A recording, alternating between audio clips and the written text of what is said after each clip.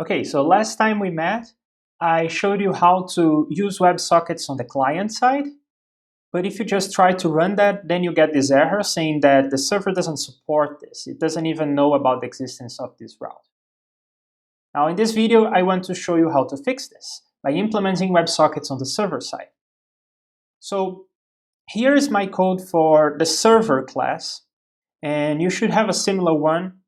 I am omitting most of it. I just want to show you this part that is doing the routing. So when we have this get game request here that I'm calling game state, when we do this, we are satisfying that part of the API that does the usual get.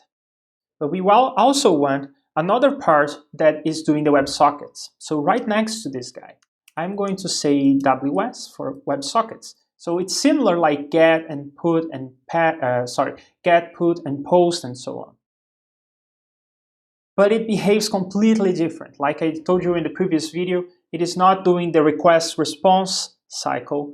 It is just maintaining this connection open every time.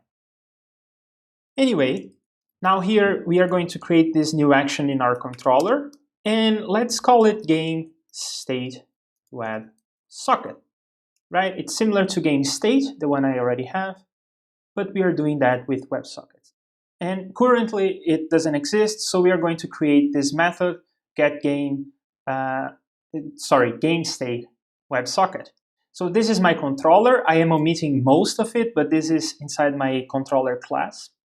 And I'm going to create this method. So I'm going to call it, oh, and it must be static, like all other methods in the controller, like all other actions. It needs to be a static method.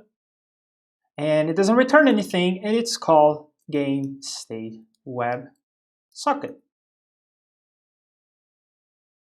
All other actions in Javelin, all other methods in the controller, they receive a context. And the context contains the request and the response, or contains the request and lets you assign the response. But because this is a WebSocket, we don't receive a context. Instead, we receive a WS handler, a WebSocket handler, and we are calling that WS. The way you use it is also different. So when reading the context, we would use methods like path_param to get the parameters from the URL, or we would say .json to assign some JSON or to write some JSON to the response body. Well, this time we are not doing any of that. The way we use the WebSocket is similar to the way we used it in the client side, similar to how we do it in JavaScript. So we can say things like onConnect. And onConnect takes a function as an argument, a lambda as an argument, and that function runs when the browser connects. So when we create a socket here in the browser, then we are running the corresponding code in this function that we are about to create. Okay, so what we want to do is to create this function that takes a session as an argument, and Javelin is giving us that argument, this session argument. And what we want to do is, well, two things really. The first is we want to store this connection for later, because later someone will do a move on this game, and we want to send this new game, this modified board, to the client. So we want to store this session somewhere. And I'm going to just create a variable here that I'm going to call, it's going to be private and it's going to be static because I need to access it from this static method. And I'm going to store a bunch of these sessions. So WS session, that is the type of this guy here. And I'm going to store a set of sessions. So one session per each browser that is connected to the server, right? And I'm going to call this the game state sessions. And it's a new hash set.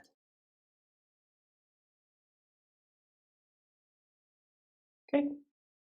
So the first thing I want to do is to store this session along with all the other ones. And the way I do that is just I say game state sessions, add session. Okay, so that was easy. This lets us know that this session exists later when we have the board change. There's a second thing we want to do here right when we connect. That is, for the first time, we want to give the person that connected, we want to give them the board, the initial board. Because if we do that, then this event triggers, and they see the initial board on the game, on the page for the first time. So we want to initialize this. And the way we do that is we are going to call this method that we are going to create later. So this is some code I wish I had. And I'm going to just use it. So I'm going to say broadcast game state. And what broadcast game state will do is it will send a message to everyone that is connected and that is listening it's interested in exactly this game that we have here. So the same way we could say context dot path param, and we could get the game identifier from the context. Now we don't have a context, but we have a session, and it's similar. So similar to that, we can just grab the game identifier from that session and then broadcast to everyone that has this game identifier and that is listening for this game identifier, right? Okay, so we know that we are interested in having this broadcast function. So let's write this broadcast function. It doesn't need to be public. It really can be private to this controller, really, and it needs to be static because we want to access it from a static method. And it doesn't return anything, but it does take the game identifier as an argument. And now what we want to do is this. We want to, for each session that we have here, so for each game state session, in game state sessions, so for each one of these guys that we have accumulated, there might be multiple people, by the way. There might be multiple people listening to the same game. They're just playing in multiplayer mode. So for each one of these guys, I want to first, let me check if the person is interested in this game identifier, okay? So let's see if the game state session, it has a path param, game identifier, that equals this game identifier, then I will do something because I'm only interested in broadcasting to people that care about this, okay? So I'm checking if the path is, if the session contains the path param that equals the game identifier we are currently updating, right? If that is the case, then I can say game state session send. What send does is it sends a message and it triggers this event handler in our JavaScript, in our client. Okay, so send, what will we send? Well, we want to send the board. And that will be the same output that we generate in the getGame request. So we can generate it in a similar way. Usually people use this when creating a JSON response, but this time we cannot because we don't even have a context here, so it doesn't even make sense. But we do have in the server, we have this getJSON thing that returns an object mapper from Jackson that we can use. And we can say write value as a string that will return whatever we give it as a JSON string. And what will we give it? Well, we want to get the repository, and that is how I modeled my lights out game. You might have done something different, I don't know. But in any case, I am getting the game from the game's repository. I am getting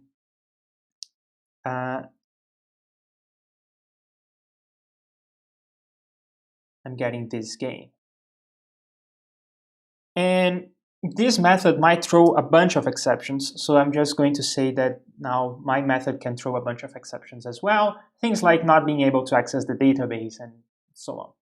So that's it for the broadcast function, really. Now we get this game identifier and we broadcast to everyone that is interested in this game identifier. We are broadcasting this is the new state of the board. This is how we do it.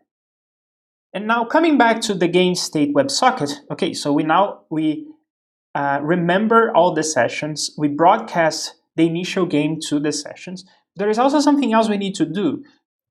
Consider what happens when you close the connection, and we are closing the connection right here.